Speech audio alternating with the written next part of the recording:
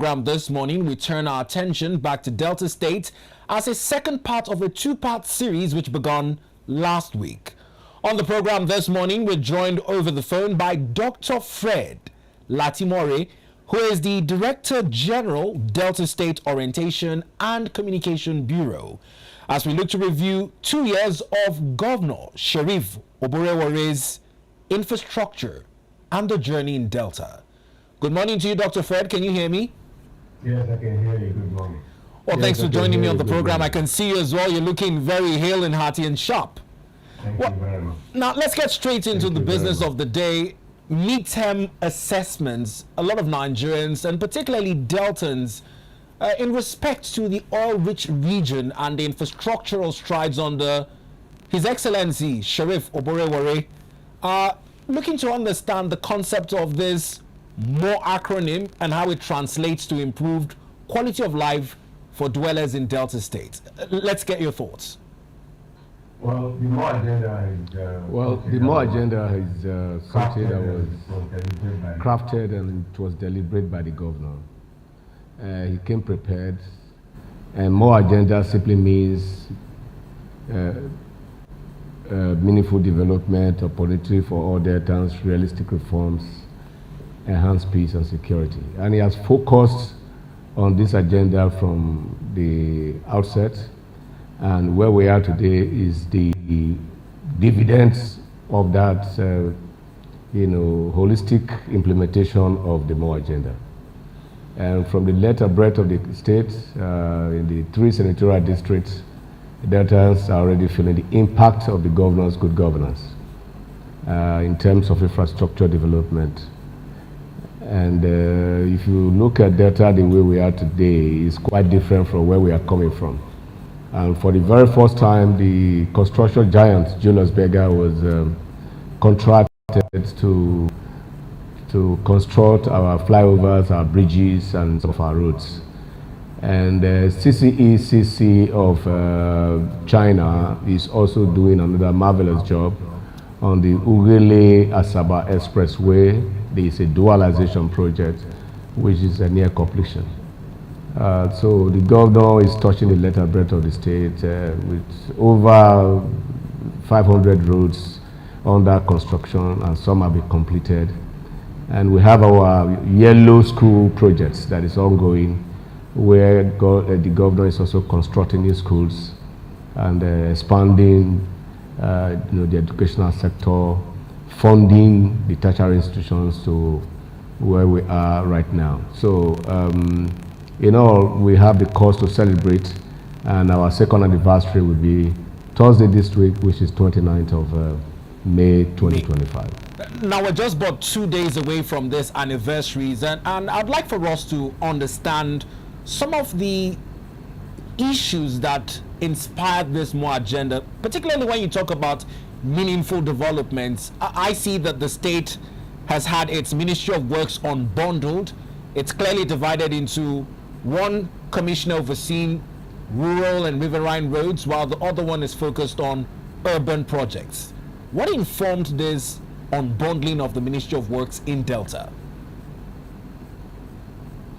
The unbundling is to make governance easier and more impactful. It's quite a Herculean task for one commissioner to focus on rural and riverine development. And the governor is mindful of flaws, and therefore he decided that unbundling will give special attention to those projects.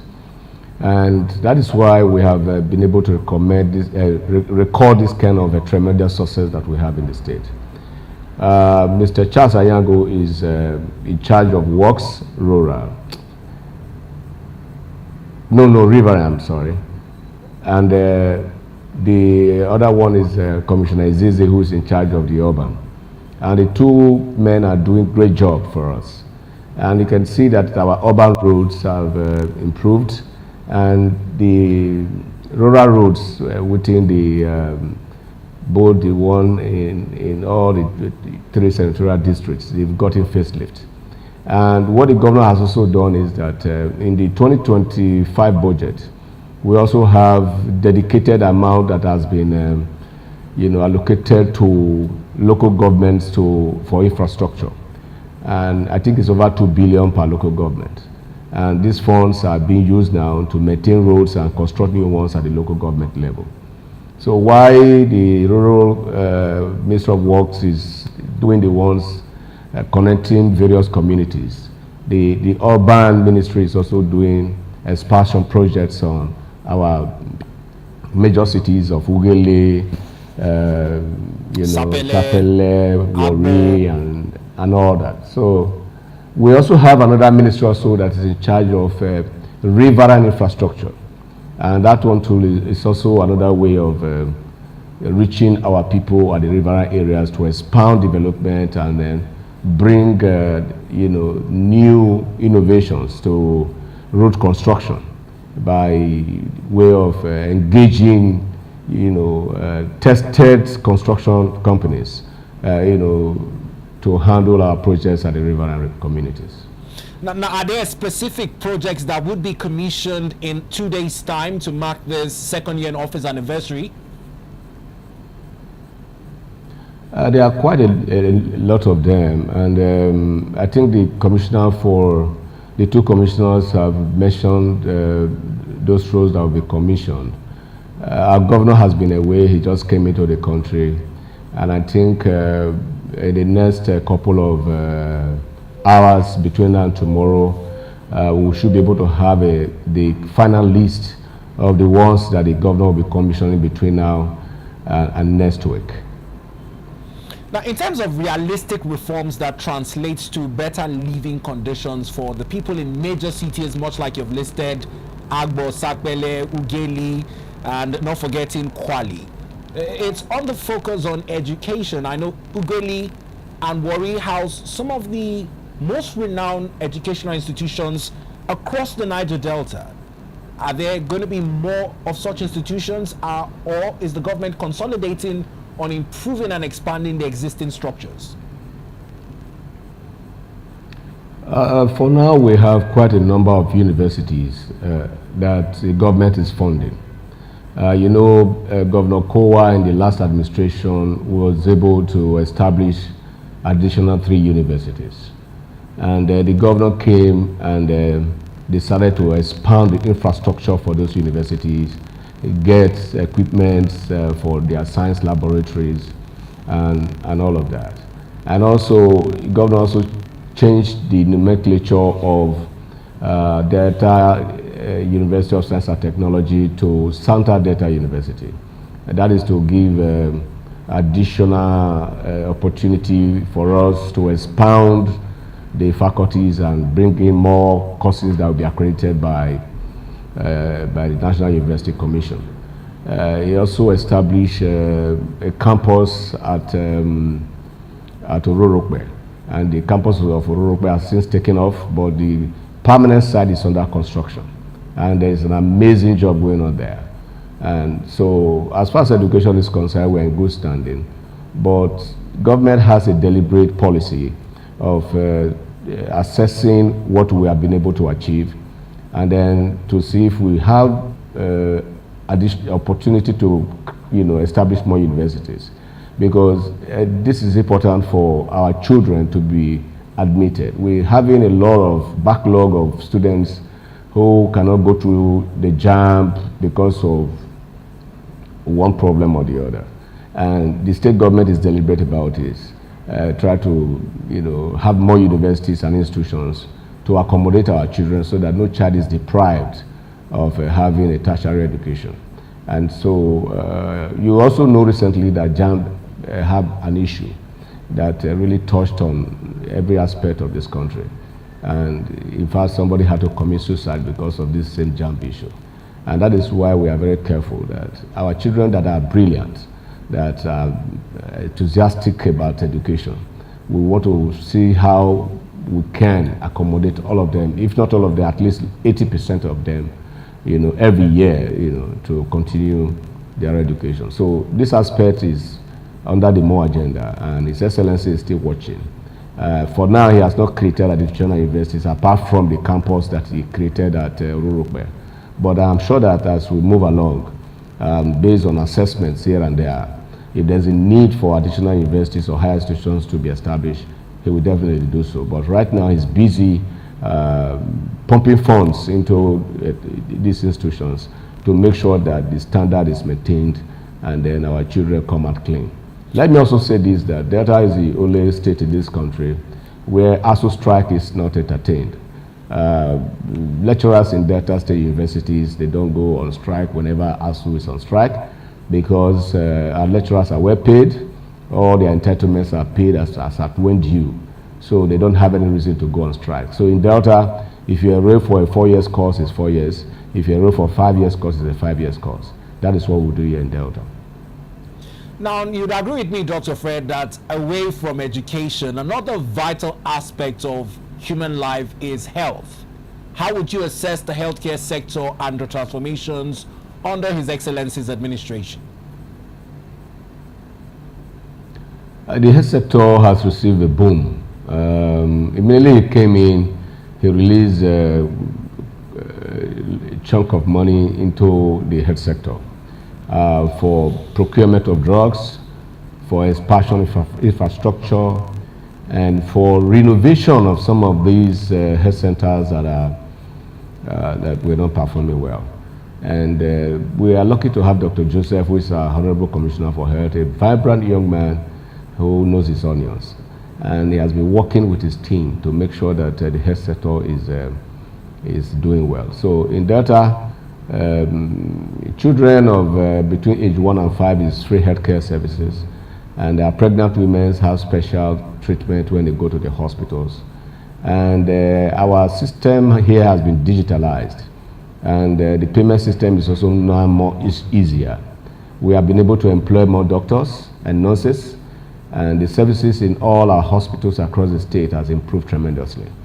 We are still working because health is wealth, and the governor takes the issue of health to be very serious, and more work will be done in the area of the health sector. But what we have done so far, we have been able to, the government has received accolades from well-many Deltans and our people across the 3 senatorial districts, and will continue to do more.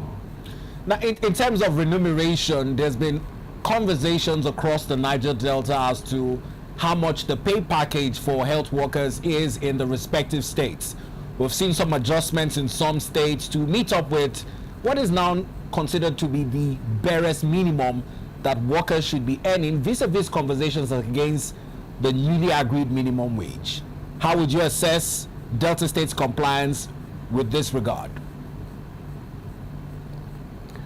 Thank you. You know that when this issue of the minimum wage came, Delta was the first state that made the allowance in our budget ahead of the confirmation of the minimum wage. So before even the federal government, confirmed the minimum wage to be paid, we already made budgetary allocation ahead. And that is to tell you the seriousness of this administration when it comes to workers' welfare. And so when the minimum wage issue came up and it was regularized across board, we didn't have any issues at all in implementing that payment. Then as far as the health sector is concerned, our workers here in the health sector are some of the best paid in the country. And that is why you hardly will find health workers in Delta go on strike. We've not seen it for quite a long time. And since this administration commenced, His Excellency the Governor, through the Ministry of Health, has also made the concerted effort to make sure that the standard of living of health workers in the state is uplifted. And that has also contributed to their commitment to work, dedication to work, and that is reflected in the way they attend to our patients in the hospitals. So when you come to Delta, you go to any of our government hospitals, you feel as if you are in a private hospital. The environment, and the way the nurses will look after you tell you that they are not hungry, they are well cared for by government, and government will continue to sustain this. Now, away from that, let's talk about the quest to generate IGR and be self-sufficient. Much like every other state in Nigeria, some of them have been accused of particularly relying on federal allocations. For Delta and other oil-producing states, it is not much of the case. But away from the oil revenue, are there other efforts on ground to diversify the economy of the state and improve its IGR? Sure. When His Excellency the Governor came in, the first thing he did was to make sure he blocked all leakages across board. And he's a prudent manager of resources. And this has reflected in the performance of this administration to a very large extent. Issue of wasteful spending is not in this administration. And things are scrutinized from level to level to ensure that the state resources is utilized for the betterment of the state and the people of Delta State. So in the terms of IGR, when it came in, I think we're in the region of about 18 billion or thereabout monthly. And he was able to speak to the new team that he constituted in the State Revenue Board, headed by a super technocrat who was also a member of the House of Assembly, Chief Igakpata. And his team, did a marvelous job. And we moved on from that 18 billion to 20 billion, from 20 to 25. And annually now we are looking at about 120 to 130 billion, revenue generation from that sector. And that has also helped us a lot to improve on our infrastructure, to improve on services to the people, and to care for the teeming youth of our state, where the governor has done a tremendous job through the care program. Over 270,000 young farmers and artisans has been cared for through injecting funds into reviving their various projects. So the revenue sector has been working well, and we are going to do more in this direction. Dr. Fred, I didn't quite get you. You said DECARE. What's the program, the acronym for the program, and what's it supposed to care to? The DECARE program you're speaking about. Is that DECARE, that is Delta Cares program. What's the concept behind it? Who is it supposed to cater for?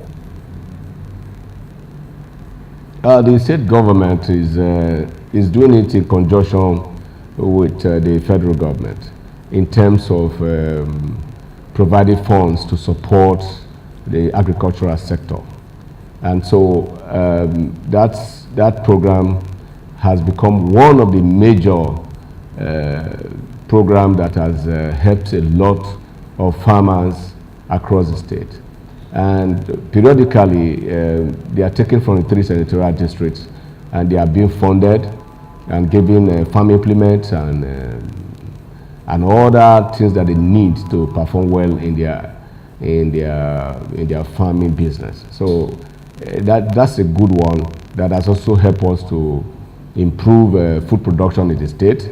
So I can say, boldly that Delta is self-sufficient when it comes to feeding our people, and we hope to work harder to make sure that we export, finished products from this state to other parts of Africa.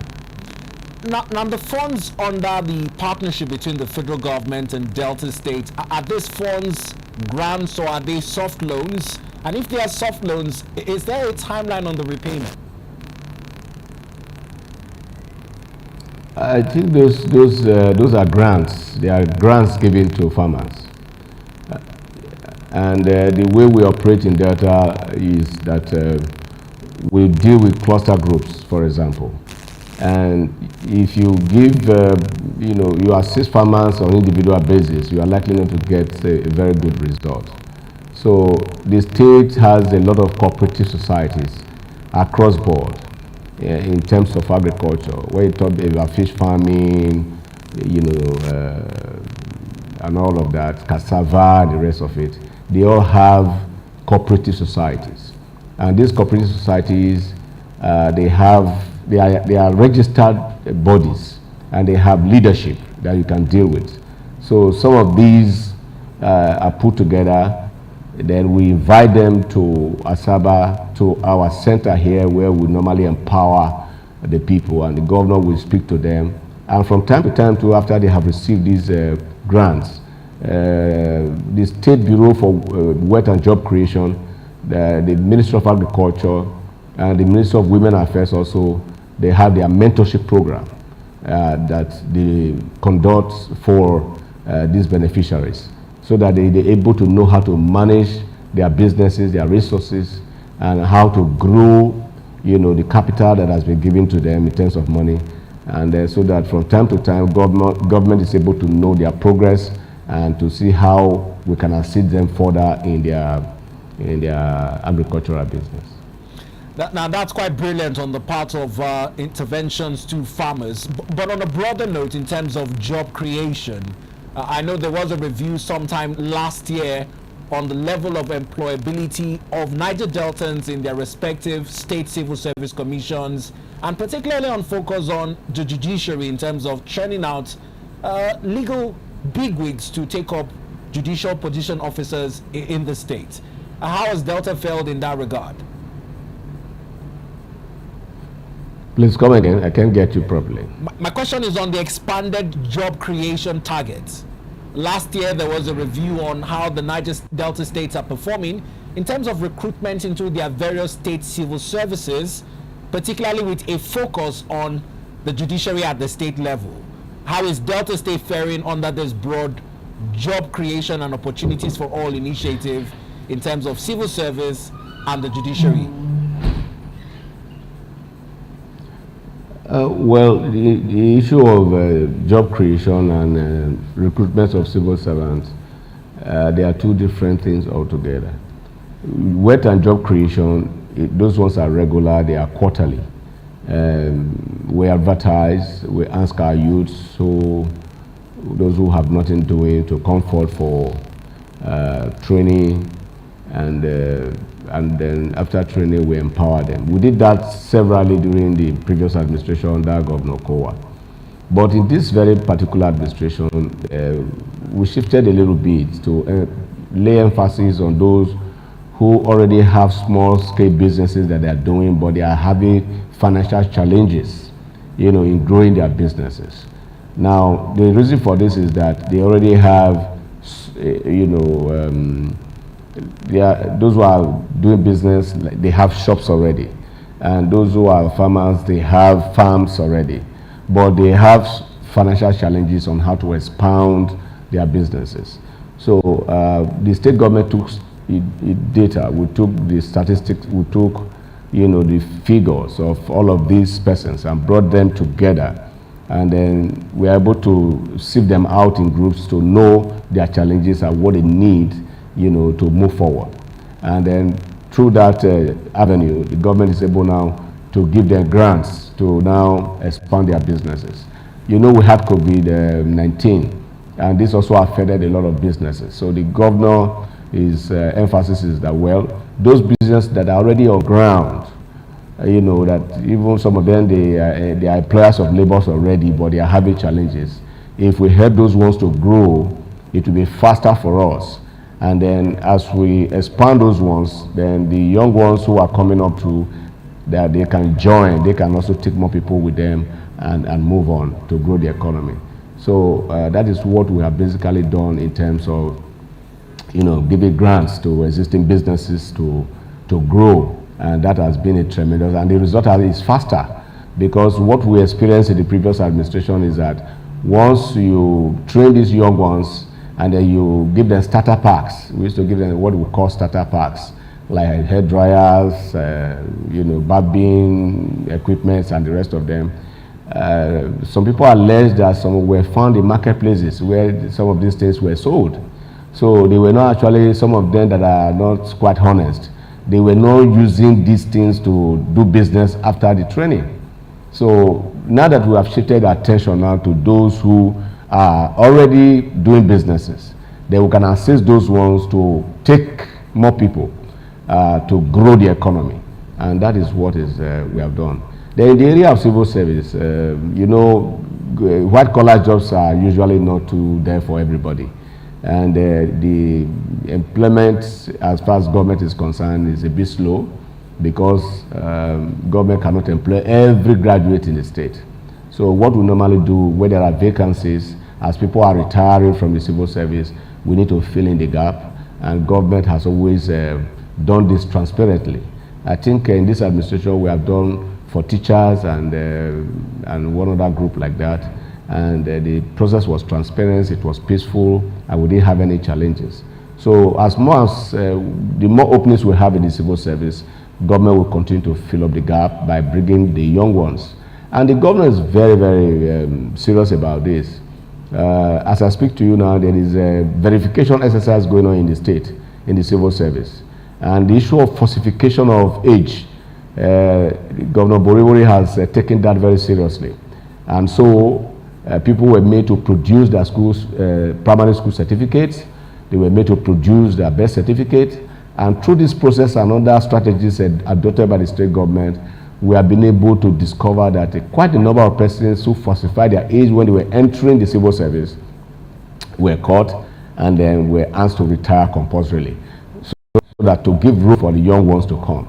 And so that is working for us now in Delta. We'll continue to do that exercise to make sure that people who come to join the civil service, they do not falsify their age at the time they are entering the service. Quite brilliantly, let's move on to this quest for industrialization. Often at times when we discuss infrastructure, I know facilities are very important, but on the prospects of the future, having industries within states like Delta where there are abundant raw materials in terms of value addition has also been called into question. How well is Delta under His Excellency's administration etching towards this industrialization drive? Well, industrialization is in the plan of His Excellency the Governor. But you know that has to be well planned and you have to work it out systematically. It's not usually the government of business to go into production, most especially in our time. But you see, the aspect that the government is working on is to create the conducive environment for industrialists to come into the state, for investors to come, by way of giving them that assurance that when you come to Delta, your funds are safe, you have a peaceful environment to operate. And also, this bottleneck, this bureaucratic bottleneck of registering your business and going through the process of establishing your industry when you come here, will give you that assurance that once you come, the team on ground that has been created by the government will assist you. And one of this is tax holiday that the government has worked out for investors to come into the state. Now, we can't go into production as a government and establish industries as a government, but we can, give the industrialists and investors that enabling environment and give them the assurance that when they come to Delta, we shall be friendly in terms of what will make their businesses to thrive. So His Excellency the Governor, the economic team have been going around talking to investors, and as I speak to you, a lot has been achieved. I think recently he also signed some agreements on how we can have electric cars and electric vehicles in Delta. And that means that those companies, they will come and invest in Delta State, they will have their offices here, they will bring in their electric vehicles, and then that will be part of making industries work in Delta. And also, you know that in the energy sector, we're already into it. Green energy, and also to expand the IPP project of government. And now you know that the issue of electricity is now the responsibility of both the federal government and the state government. And we're among the states now that have signed that into law. And we have a team working behind the scene to make sure that on instrumental basis, we're able to light up Delta to make sure that we have 24/7 lights in the near future. So all of this will unfold as we get along, because the team is also working These are some of the strategies that have been put in place, because if you don't have power, on ground, it will be difficult for industries to thrive, to run. Because we have also discovered that even the small-scale businesses, generator, fuel and all that, take up their profits. And so when you have a system where our IPP is now working across the state, then small-scale businesses and investors and industrialists, they'll be able to run their business efficiently, and then their profit will not be swallowed up by cost of buying energy or buying extra power sources like fuel, diesel, and the rest of them to power their plants when they come to Delta State. So in all of this, we are working hard. We are just 2 years in this administration. This first tenure, we still have 2 years to go, and I'm sure between the next 2 years, more things will unfold, and we are going to be making progress in all of this direction. Now, I'm talking about power, which is very crucial in the industrial drive. President Bola Ahmed Tinubu had signed the Electricity Act into law, empowering states to generate and transmit their own electricity. Has Delta State been able to tap into this key agenda in its power generation drive? Yes, of course. We've also signed our power law. The governor has signed it into law. I just mentioned that to you now. And then a team has been constituted to now look at the nitty-gritties, to work out the modalities with our partners, because the issue of light is a big project. It's not something that the state government can swallow hook and sinker. So we need partners. We need partners around the world. It's going to be a public-private partnership to make it work, and the state government is ready for this. And we have the law ready, and so the legal foundation has been laid. And what the team is now doing is to now look around for partners and investors, and then once we are done, we start to light up Delta. But as I speak to you now, the previous administration under Governor Kowa, we started a small-scale IPP that is powering our offices, including my office where I speak to you now is powered by the state IPP.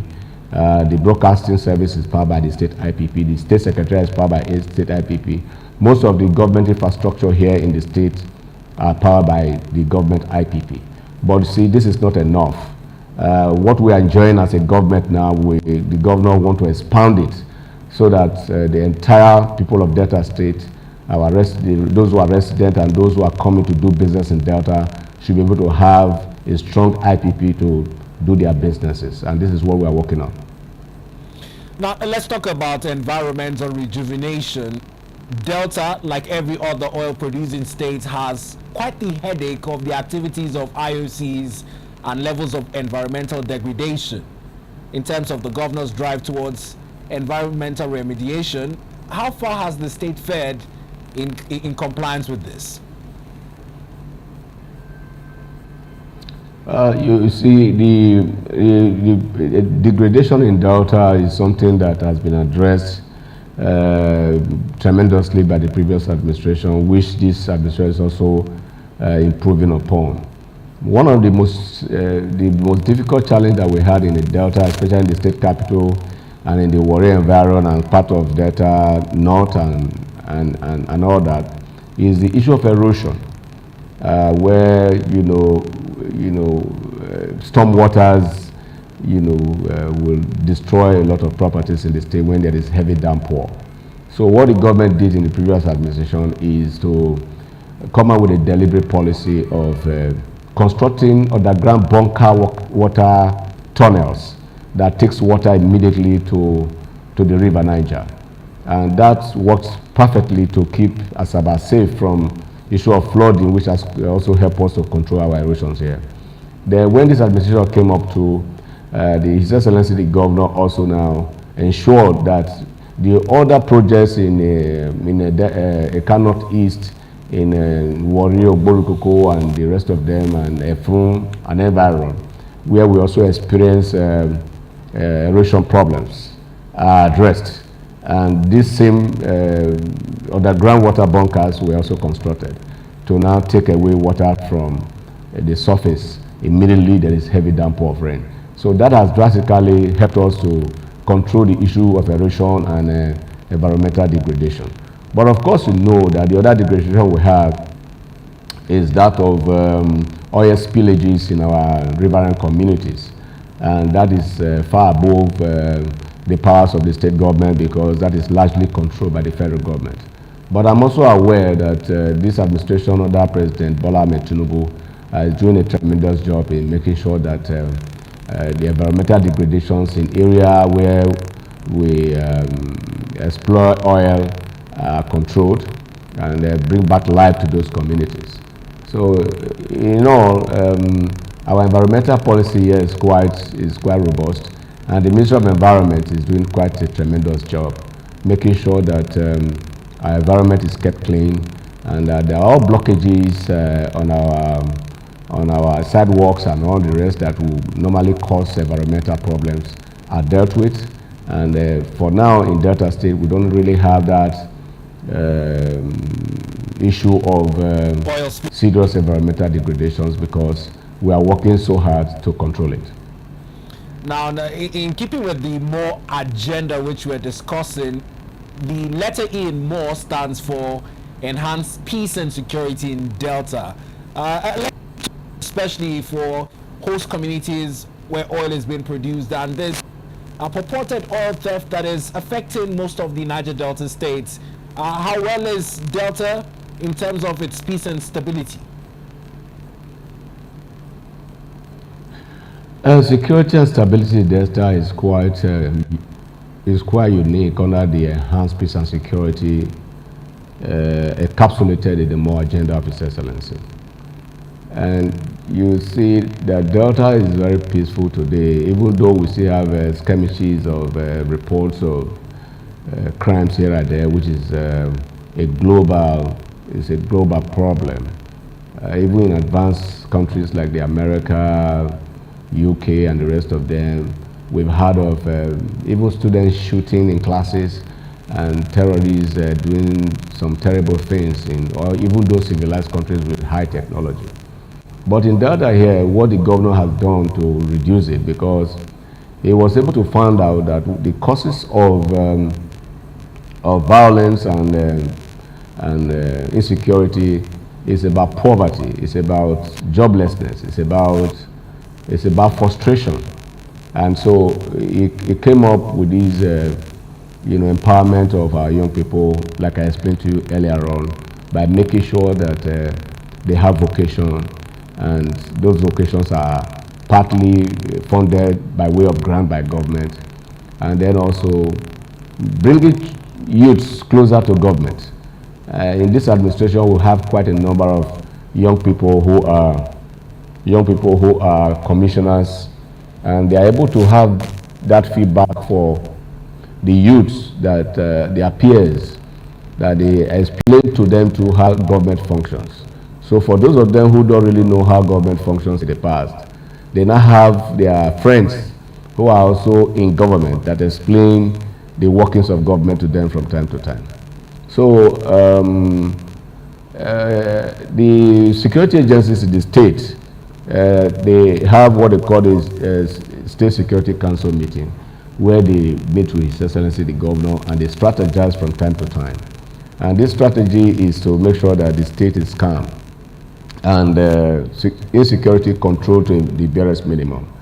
And what the state does at our end is that the government assists these security agencies in terms of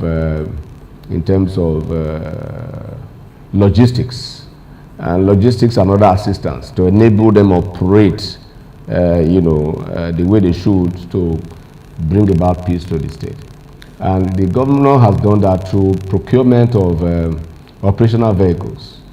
He has done this consistently. The last batch of vehicles that were released was about 40 Hilux trucks that was distributed to all the security agencies in the state, including the NDLEA.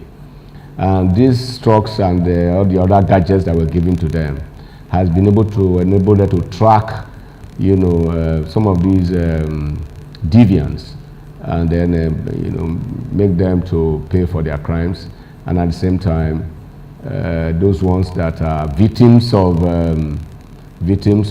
hard drugs in the NDLA section, we have been able to partner with the NDLA on the issue of recreation, on the issue of counseling, so that when they are counseled and they are told the implications of drug, they know that drug does not help. Drug is a way of destroying your life. Drug will not solve any problem for you.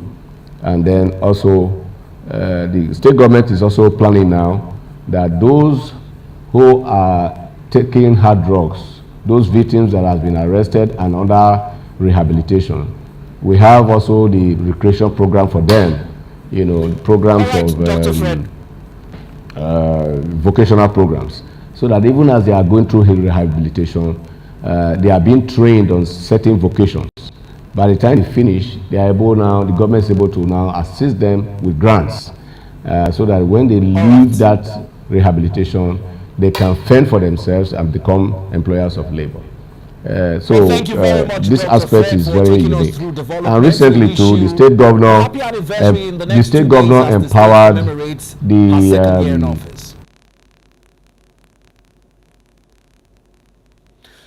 Well, Dr. Fred is the Director General, Delta State Orientation and Communication Bureau, keeping us abreast with Governor Sheriff Oborevwori's 2 years in office anniversary.